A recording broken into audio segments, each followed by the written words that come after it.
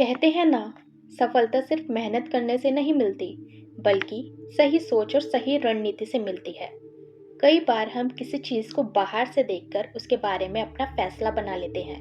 हमें लगता है कि जो ज़्यादा भीड़ वाला है वही सफल है, और जहाँ ग्राहक कम है वहाँ ज़रूर कोई कमी होगी।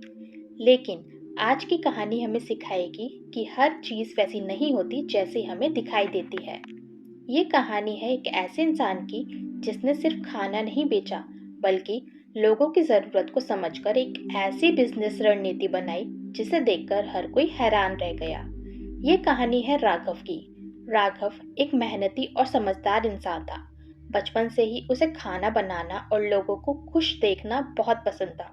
समय के साथ उसने अपने इस हुनर को एक छोटे से फूड बिजनेस में बदल दिया। शहर के एक व्यस्त इलाके में राघव ने अपने फूड स्टॉल लगाए। वह जगह ऐसी थी जहां हर दिन हजारों लोग आते थे। कुछ ऑफिस जाने वाले लोग, कुछ कॉलेज के छात्र, कुछ परिवार के लोग। हर तरह के ग्राहक वहां मिलते थे। लेकिन वहां एक खास बात थी। एक ही जगह पर राघव के दो फूड स्टॉल थे। पहले स्टॉल का नाम था स्वाद एक्सप्रेस और दूसरे स्टॉल का नाम था रॉयल टेस्ट कॉर्नर। दोनों स्टॉल देखने में बहुत अच्छे थे, लेकिन दोनों में एक बड़ा अंतर था। स्वाद एक्सप्रेस पर हमेशा बहुत ज्यादा भीड़ रहती थी। इतनी ज्यादा भीड़ कि कई बार लोगों को खड़े होकर इंतजार करना पड़ता था। कुछ लोग कहते थे, आज फिर लाइन लगानी पड़ेगी, लेकिन कोई बात नहीं, यहाँ खाना सस्ता और अच्छा मिलता है। दूसरी तरफ रॉयल टेस्ट कॉर्नर बिल्कुल शांत रहता था। वहां न लंबी लाइन होती थी, न ज्यादा भीड़ दिखाई देती थी। लोग अक्सर सोचते थे, शायद ये स्टॉल ज्यादा नहीं चल रहा। एक दिन एक आदमी जिसका नाम अमित था वहां से गुजर रहा था।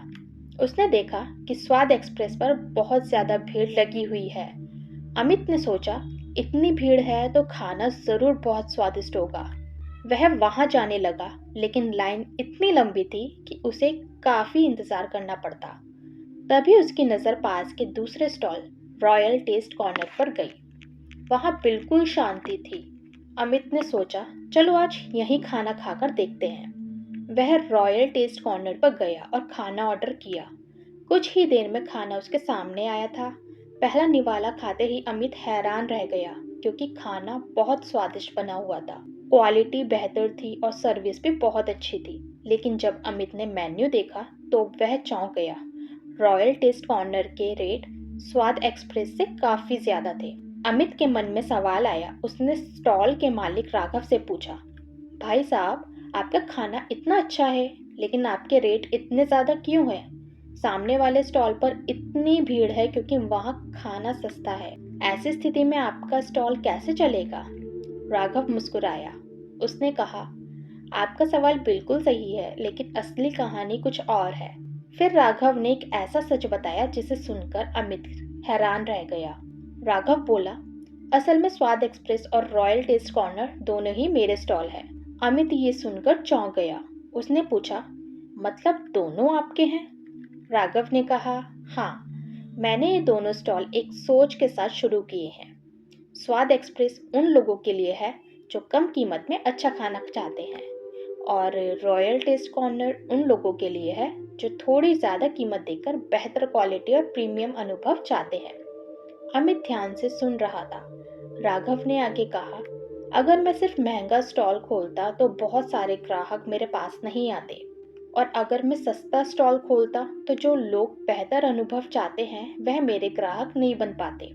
इसलिए मैंने दोनों तरह के लोगों को समझा और दोनों के लिए अलग जगह बनाई। अमित ने कहा, लेकिन लोग तो भीड़ देखकर समझते हैं कि वही सबसे ज्यादा अच्छा है। राघव मुस्कुराया और बोला, भीड़ हमेशा सफलता की पहचान नहीं होती। सफलता इस बात में है कि आप अपने ग्राहकों को कितना समझते हैं। हर इंसान की जरूरत अलग होती है। कुछ लोग कीमत देखते हैं, कुछ लोग क्वालिटी देखते हैं, और कुछ लोग अनुभव देखते हैं।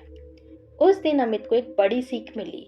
उसे समझ आया कि बिजनेस में सिर्फ दूसरों से मुकाबला करना जरूरी नहीं है। जरूरी है कि आप अपने ग्राहकों की जरूरत को पहचानें। दोस्तों, इस कहानी से हमें सीख मिलती है कि जिंदगी में आगे बढ़ने के लिए सिर्फ मेहनत नहीं, बल्कि सही सोच की जरूरत है। दूसरों की नकल करने से अच्छा है कि अपनी अलग पहचान बनाइए, क्योंकि जो इंसान लोगों की ज़रूरत समझ लेता है वही असली सफलता हासिल करता है। अगर आपको ये वीडियो पसंद आई तो प्लीज़ वीडियो को लाइक, कमेंट एंड सब्सक्राइब ज़रूर कीजिए। तो मिलते हैं अगले वीडियो में किसी न्यू स्टोरी के साथ। Till then take care of yourself.